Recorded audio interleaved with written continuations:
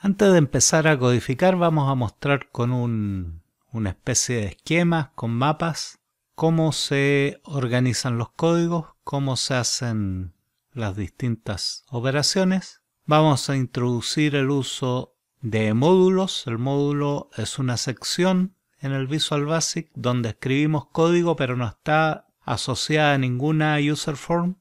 Y vamos a ver cada uno de los bloques del programa Simple Inventario comentado para que después pasemos a ver cómo es su programación. Aquí podemos ver el esquema, el mapa de cómo se organiza nuestro sistema simple de control de inventarios. Este sistema está organizado en 1, 2, 3, 4, 5, 6, 7 user form. 6 user form que son para modificar artículos, borrar, ingresar compras, rebajar ventas, listado de informes, agregar nuevo artículo.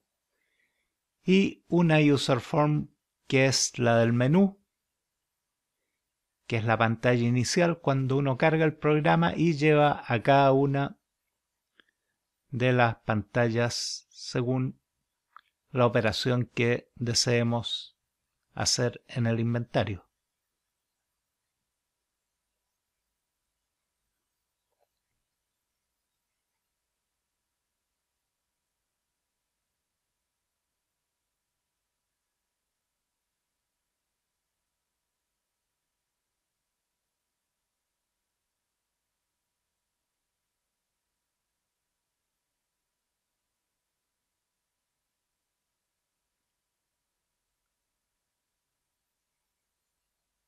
Además de las user form tenemos un módulo. Un módulo es un bloque de código que puede ser usado por cualquiera de las user form.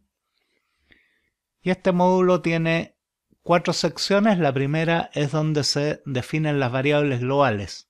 Variables globales son esas variables que almacenan datos y no los pierden su valor al pasar de un user form a otra o de una user form a un módulo.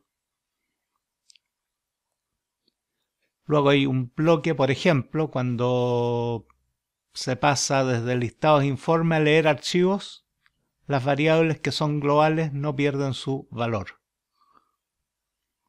Luego hay un bloque donde están la estructura de los archivos con una instrucción public se define el nombre de la variable donde se almacena el registro y con una instrucción type en type es donde se definen los distintos campos que va a tener el registro con su largo y el tipo de variable que usan. Hay también 2 subrutinas públicas que son leer archivo y grabar archivo y que son usadas por casi todas las user form. Leer archivo recupera un registro y lo transforma en nombres de variable, mientras que grabar archivo toma nombres de variable, forma un registro y lo graba en el disco.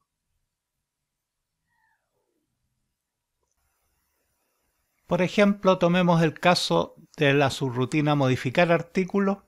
Cuando nosotros queremos modificar un artículo nos pregunta cuál es el artículo que queremos modificar y así sabemos en qué línea tenemos que recuperar del archivo. Sabiendo la línea nos vamos a leer archivo y recuperamos desde el archivo de disco el registro, obtenemos los nombres de variables, lo desplegamos, modificamos lo que queremos modificar y nos vamos a grabar archivo. En grabar archivo con esos nombres de variables forma el registro nuevamente y lo graba en el disco. De manera similar, cuando queremos borrar un artículo nos pregunta qué artículo borrar, sabemos la línea, con eso nos vamos a leer archivo y traemos el artículo que queremos borrar y luego lo borramos todos sus campos y nos vamos a grabar archivo y grabamos un registro en blanco. Para ingresar compras nos pregunta cuál es el artículo que queremos agregarle cantidad, lo recuperamos, lo desplegamos, ingresamos la nueva cantidad que compramos y la fecha de la última compra. Con eso nos vamos a grabar archivo, se forma el registro y se graba en el lugar que corresponde a la línea. Para rebajar ventas, nosotros nos pregunta qué artículo vamos a rebajarle la venta.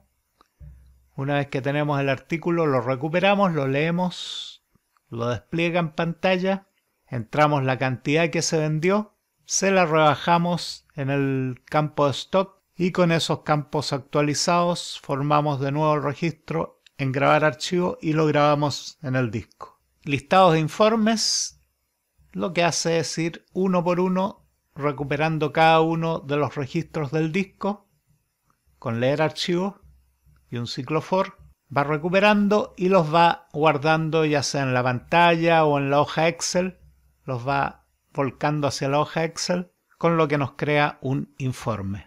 Si queremos solo algunos, los seleccionamos con una instrucción if. Finalmente, agregar nuevo artículo nos pide los valores de cada uno de los campos, con eso formamos el registro y nos vamos a grabar archivo. Claro que antes de eso tenemos que ver cuál es el índice. Leemos el primer registro, le agregamos 1, lo volvemos a grabar y sabemos que en ese lugar es donde tenemos que grabar nuestro nuevo artículo que estamos agregando. O sea, agregando al final. Así es como funciona nuestro sistema. Finalmente vamos a hablar algo sobre la declaración de las variables. Las buenas prácticas de programación dicen que todas las variables deben declararse. En algún lado tiene que aparecer el nombre de la variable con su tipo. Y sin embargo, a lo largo de este curso yo no he declarado todas las variables como ustedes han podido ver.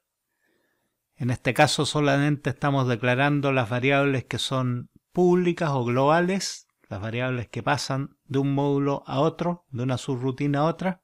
Y esto es porque nuestro ejemplo, nuestro programa es muy chiquito, en realidad se usan muy pocas variables y no hace gran diferencia declararlas o no.